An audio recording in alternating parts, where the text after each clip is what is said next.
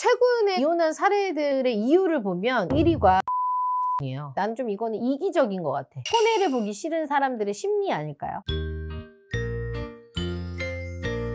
대표님, 요즘 반반 결혼이 추세라는데 후기 보면 후회하고 싸우는 거밖에 없거든요. 왜 그러는 걸까요? 반반 결혼이라는 게 처음 등장할 때만 해도 결혼을 준비할 때 반반으로 준비하자 이런 의미 아니었을까요? 근데 요즘은 이거를 돈, 살림, 육아 이거를 무조건 반띵 이렇게 모든 반씩 나누려고 하니까 싸움이 나는 거죠. 최근에 이혼한 사례들의 이유를 보면 1위가 반반 결혼이에요. 오늘은 그런 사례들을 통해서 반반 결혼이 결국 파국으로 끝나는 이유에 대해서 한번 이야기해 볼게요. 첫 번째입니다. 임신수당 대 정자수당입니다. 저도 이제 깜짝 놀랐는데 여성분들 중에 임신수당을 요구하는 분들이 있더라고요. 나 혼자 고생하잖아. 임신하면 임신한 기간만큼 최저수당으로 쳐서 돈을 달라. 저는 임신을 돈으로 환산하는 게 이해가 안 가요. 남편들은 대부분 이 부분에 대해서 부정적이겠죠. 근데 이게 남자 여자 문제를 던지게 돼서 심각한 부부 갈등이 생기는 거죠. 제가 그 이혼 전문가님한테 이제 들은 얘기인데 임신수당을 주라는 아내한테 폭언을 한 그 남편의 얘기가 있어요. 아니 네가 무슨 대리모도 아니고 내 아이 낳는데 무슨 돈을 달라 그러냐. 남자 입장에서 이렇게 얘기를 하는 거죠. 그러면서 너도 내 정자수당 내놔 이렇게 얘기를 한 거지. 솔직히 나도 애 낳을 수 있으면 내가 낳고 만다. 남자 입장에서는 당연히 이렇게 얘기할 수밖에 없었던 거겠죠. 이런 부부들이 출산이나 산후조리원 이런 비용들로도 싸움을 또 많이 해요. 산후조리원 들어가잖아요. 처가에서 반, 시댁에서 반 이렇게 해서 반반 이런 것 때문에 반반 하다 보니까 또 기분 나쁘고 또 싸우게 되는 거죠. 그래서 어떤 커뮤니티에서 제가 본 건데 와이프 입장에서는 나 혼자 10달 배 아파가면서 애 낳는 건데 이거는 네가 좀 다 내라. 난 못 내겠다. 이렇게 남편한테 얘기를 한 거지. 남편 입장이 더 과간인 게 야 출산해 내 자식이니까 내가 그 비용은 좀 고려를 해볼게. 근데 산후조리는 너의 몸을 위해서 하는 거 아니냐. 그거는 네가 내라. 여자 입장에서 만약에 남자가 이렇게 나오면 어떨 것 같아? 나는 죽여버리고 싶을 것 같은데요. 당연히 애 낳으면 산후조리는 해야 되는 건데 네가 좋아서 하는 거잖아. 이렇게 얘기한 거잖아. 그래서 결국에는 이런 문제로 이혼까지 가는 사례들이 늘고 있다는 거죠. 솔직히 전 주변에 이런 부분은 아직까지 없는데 커뮤니티나 이런 데 글을 찾아보면 그리고 주변에 건너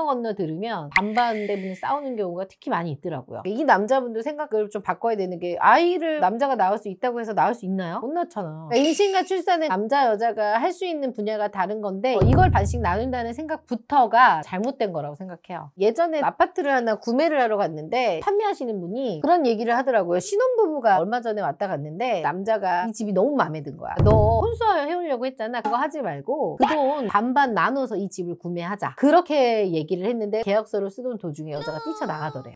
그게 여자 입장에서는 기분이 나빴을 수도 있고 어느 정도 되게 비싼 아파트였단 말이에요. 근데 그 아파트 반반이면 혼수한다고 해도 여자 기준에서 최소 5천 많으면 1억이 좀 넘을 텐데 몇 배가 되는 거를 남자가 가지고 오라고 하는 거잖아. 반반이란 말에 꽂혀서 나갔다고 하더라고. 그 뒤부터 오지는 않으셨다고 하는데 이런 문제도 어떻게 보면 반반 결혼의 또 문제이기도 하죠. 두 번째, 아픈 아내를 2번 죽인 남편입니다. 와이프가 일을 하다가 아파서 휴직을 한 상태지 결혼할 때부터 공동생활비를 서로 각자 내고 있었는데 와이프가 쉬다 보니까 돈벌이가 없잖아. 근데 이 아픈 아내를 보고 남자가 야, 네 아픈 건 아픈 거고 생활비는 반 내야 되는 거 아니냐? 생활비 내라. 똑같이 이렇게 얘기한 거야. 열 받겠어요? 안 받겠어요? 여자 입장에서? 역으로 남자가 아파서 휴직을 해. 근데 여자도 이렇게 얘기하면 이혼하자는 얘기 아니야? 만약에 피디님이 그러면 어떨 것 같아? 내가 아파서 회사를 좀 쉬는 상태야. 돈벌이가 진짜 없어. 야, 너 생활비 내야지. 이런 얘기해. 진짜 저 인간 맞아? 이런 생각 들 것 같지 않아? 룸메이트도 내가 아프다 그러면 생활비를 깎아주겠다. 그래서 어떻게 됐어요? 결국에는 이제 아내가 남편한테 삔또 상하고 기분 나쁜 거지. 이건 돌이킬 수 없죠. 이혼했대요. 이렇게 반반 부부 대부분이 공동생활비를 쓰는데 이것 때문에 부부 갈등이 가장 많이 일어난다고 해요. 제가 피디님한테 문제를 한번 내볼게요. 부부가 각각 10만원 10만원 해가지고 생활비가 20만원이 된 거야. 이 공동생활비로 구매할 수 없는 거. 첫 번째 면도기, 두 번째 남자 벨트, 세 번째 여성 위생품, 네 번째 화장품. 전 세 번째요. 왜요? 여자도 면도기 쓰잖아요. 근데 여성 위생용품 남자가 쓸 수 없잖아요. 네, 남자들도 한 번씩 쓸 수도 있지. 지릴 수 있잖아.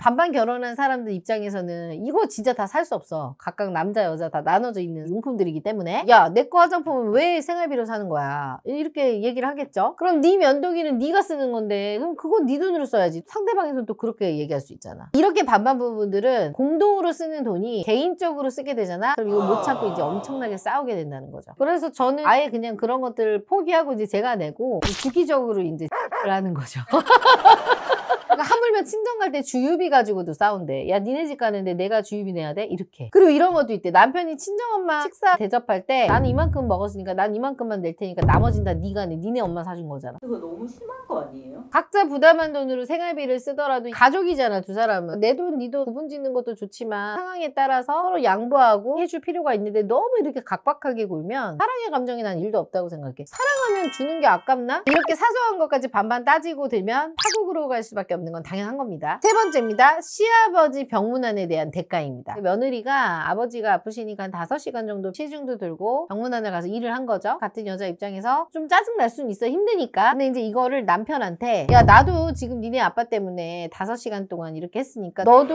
우리 엄마한테 가서 5시간 동안 친정에 머물자. 이렇게 얘기를 한 거지. 시아버지가 위독하신데요? 시아버지가 위독하신 상황인데 결국 다투다가 남자가 여자한테 정이 떨어져 버린 거죠. 이런 상황들이 이해하기 어렵지만 이게 반반 부부들의 현실이에요. 또 이런 경우도 저는 커뮤니티에서 봤어. 잠자리를 하는 거야 부부가. 너 하고 싶을 때 똑같이 몇 번 했으니까 나도 하고 싶을 때 몇 번 할게. 뭐 이런 경우죠. 내가 육아하고 힘들고 지쳤을 때 네가 하자고 했을 때 내가 해줬잖아. 그러니까 너도 내가 이렇게 할 때는 해줘야 돼. 네가 피곤하더라도. 이게 어떻게 보면 말이 아다르고 어다른데 해줬다라는 표현이 씁쓸하네요. 그리고 또 제일 많이 나오는 거 명절. 우리 집에서 하룻밤 잤으니까 니네 집 가서 하룻밤 자야 돼. 내가 집에 가서 부침개 부쳤으니까 너도 우리 집 가서 뭐 해. 이런 것들. 이거는 사실 여자분들이 좀 많지 않을까요? 요새는 이런 게 많이 없어졌지만 시댁에 가면 꼭 전 부치고 이렇게 음식들 많이 하잖아. 그럼 그런 스트레스를 아빠들한테 풀기는 해. 요새는 또 시댁 가서 명절에 음식 만들잖아. 그러면 이제 거기에 음식 비용 들어가고요. 재료 비용 이렇게 들어가잖아. 그럼 그거를 재료비 플러스 노동시간으로 계산을 해서 남편한테 지급을 하라고 한대. 나 이렇게 일했으니까 돈 줘. 이렇게. 아이가 있는 부부들은 어때요? 육아가 시작되면 장난 아니게 갈등이 많아지지. 그래서 부부가 최고조로 싸우는 게 1살, 2살 그 무렵에 이제 제일 많이 싸우는데 예를 들면 이거죠. 똑같이 1시간씩 나눠서 애를 보는데 나는 TV나 유튜브를 안 보고 봐. 근데 얘는 TV나 유튜브를 보고 아이를 봐. 그럼 이 와이프 입장에서는 남편이 아이를 안 본 것처럼 느껴지는 거죠. 네가 TV나 유튜브를 보면서 아이를 보는 게 그게 맞아? 그거는 내가 시간으로 쳐주지 않을 거야. 아이를 본 게 아니야. 너만의 시간이야. 이제 이렇게 해서 싸움이 일어나는 경우가 있긴 하죠. 이렇게 반반 때문에 파국을 맞는 부부들을 보면요. 난 좀 이거는 이기적인 것 같아. 손해를 보기 싫은 사람들의 심리 아닐까요? 근데 여기서 둘 중에 한 명이 이런 거를 좀 덜 한다고 하면 결혼 생활이 유지되는데 너무 또 한 명이 자꾸 반반을 외치면서 얄밉게 굴면 착했던 사람도 이렇게 변할 수도 있겠다는 생각도 드네요. 오늘은 반반 결혼이 파국으로 끝나는 이유에 대해서 한번 얘기해봤는데 결혼 생활이라는 거는 우리가 알다시피 희생, 양보, 배려 이게 있어야지만 가능한 거잖아요. 그래서 결혼은 내가 아무리 희생하고 양보해도 아깝지 않은 그런 사람하고 하셔야 합니다.